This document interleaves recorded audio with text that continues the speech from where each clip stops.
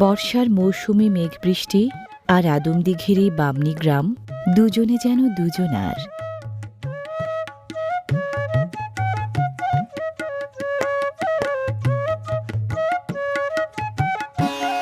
আকাশ ছেয়ে ফেলা মেঘেরা এই গ্রামে বৃষ্টি হয়ে ঝরে যখন তখন। বৃষ্টিস্নাত এই বামনী গ্রামটি বগুড়ার আদমদিঘি উপজেলার সান্তাহার ইউনিয়ন সদর থেকে প্রায় ৫.৫ কিলোমিটার পূর্বে।